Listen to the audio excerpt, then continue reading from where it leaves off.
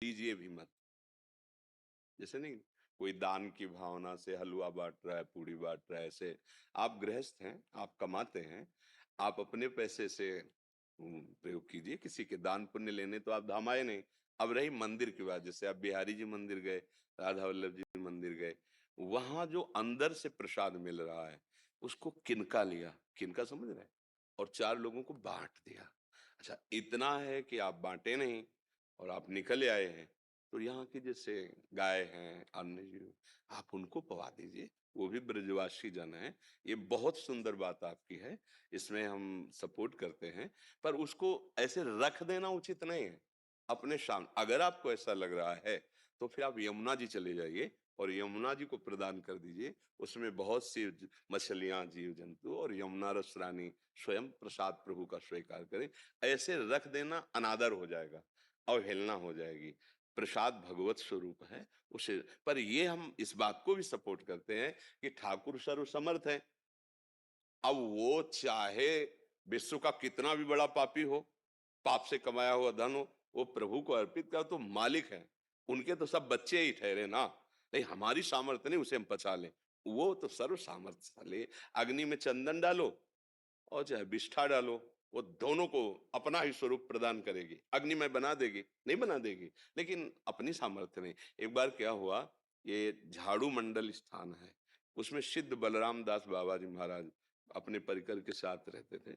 ये ब्रज के भक्तों में भी चरित्र है। तो एक दिन वो सुबह बैठे हुए थे, यमुना किनारे ही आश्रम है, तो अचानक दृष्टि गई तो यमुना जी में माताएं बहनें स्नान कर रही थी। तो स्नान करते समय वस्त्र शरीर में गीला, तो उनके हृदय में एकदम काम वासना जागृत हुई। काम वासना।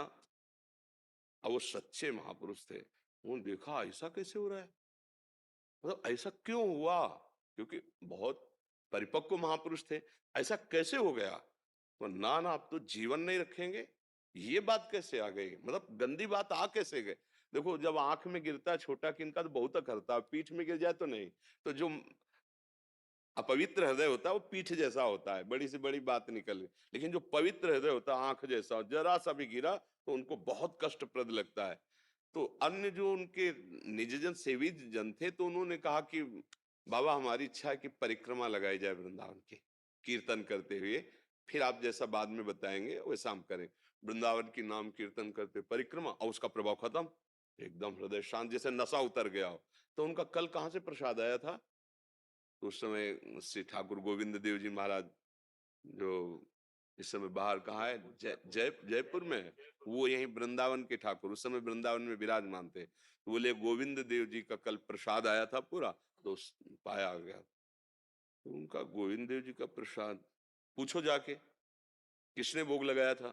तो प्रधान सेवक से जब पूछा तो बोले कलकत्ता की वैश्या आई थी और उसने सब श्रृंगार और भोग सब उनका। अब ना पाए तो प्रसाद का अपमान होता, पाए तो ये दशा होती।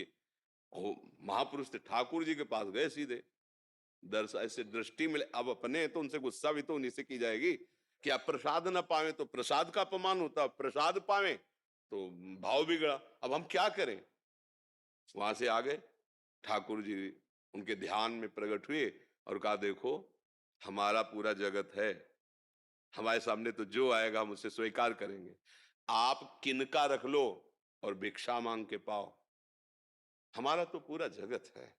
तब ये सिद्धांत है कि जैसे प्रसाद मिला, किनका ले लिया और चार लोगों को बांट दिया, या फिर ऐसे दे दिए, या यमुना रस रानी, उसको ऐसे रख के छोड़ के चल देना, अनादर नहीं करना है भगवत स्वरूप। ये बिल्कुल बात है, ठाकुर तो सर्व समर्थ है, हमारी सामर्थ्य नहीं कि हम सब कुछ पचा सके। उपासक को ये सावधानी जरूर रखनी चाहिए। ऐसा जैसे विरक्त जन है, भिक्षावृत्ति का अवलंबन, मधुकरी मतलब भौरा जैसे हर पुष्प से थोड़ा थोड़ा पराग लेके अपना पेट भर लेता है, ऐसे चार घरों में मांग ले।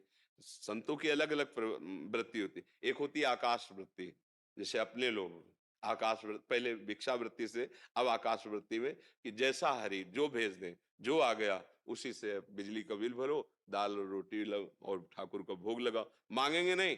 जीवन जितना है प्रभु को अर्पित करके आकाश वृत्ति। कोई कोई महात्मा अजगर वृत्ति से, स्वयं जो सामने आ गया अब जैसे आकाश वृत्ति में पैसा आ गया तो हम उससे खरीद के कर रहे हैं, लेकिन अजगर वृत्ति में ऐसा नहीं। जो सामने आहार आ गया उसे पा लिया, ले सब छोड़ दिया। अलग अलग वृत्ति, तो मधुकर वृत्ति ज्यादा प्रशंसनीय, कि 5 घरों में चले गए और रोटी मांगी, 5 रोटी पाई, उसे मधुकरी वृत्ति कहते हैं। तो अब जैसे गृहस्थ में हो तो आपको पता है कि मैंने जीवन भारत की सुरक्षा में लगाया, उसमें जो आपको सेवा मिल रही उसके द्वारा आप खाइए पिए, और जहां प्रसाद मिले किनका ले लीजिए। धर्मयुक्त कमाई से जो हम आहार करेंगे तो हमारी बुद्धि शुद्ध होकर भगवान में लगेगी, और अधर्माचरण करेंगे तो ठीक है। और इस तरह जैसे बंटता हुआ प्रश्न, मतलब जो दान पुण्य की भावना बिल्कुल नहीं लेना चाहिए, क्योंकि आप गृहस्थ हो, आप परिक्रमा लगाने आए हो, आपको हलवा बांट रहे हो आप, तो आप क्या करने आए हो? कमाने आए हो ना, कि गंवाने आए हो? और वो कमा रहा है और तुम गंवा रहे हो हलवा खा के। उपवास कर लो, एक दिन मर थोड़ी जाओगे। वृंदावन की परिक्रमा करो, नाम जप करो और फिर चले गए, तो आपका पुण्य बच गया। आपके पास 10 रुपया है, 2 रुपए का आप किसी जीव की सेवा में लगा दो, किसी को दे दो, फल लिया दे दिया। आप क्यों लो? आप तो गृहस्थी में हो ना। विरक्ति है तो चलो जो मिला मांग के खा लिया, भजन किया। गृहस्थ आदमी को ही सावधान रहना चाहिए। जैसे गुरुद्वारे या कहीं गए तो वहां तो गुरु प्रसाद मिलता है, भगवत प्रसाद तो पाओ, और जैसे कुछ आपके पास तो वो सेवा में चरणों में अर्पित करो। ऐसे नहीं कि पाए हो मुझ में ताव दिए चले आए, फिर ठीक नहीं। आप गृहस्थ हो, आप कमाते हो, तो वहां जो मान लो कहीं भी है संत समुदाय में गुरुजनों के द्वारा जो तो दिया हुआ है तो है ना, वहां कोई तो आप भी दीजिए। 100 रुपया आप रख दिए, प्रसाद लिया, कोई बात तो नहीं हुई।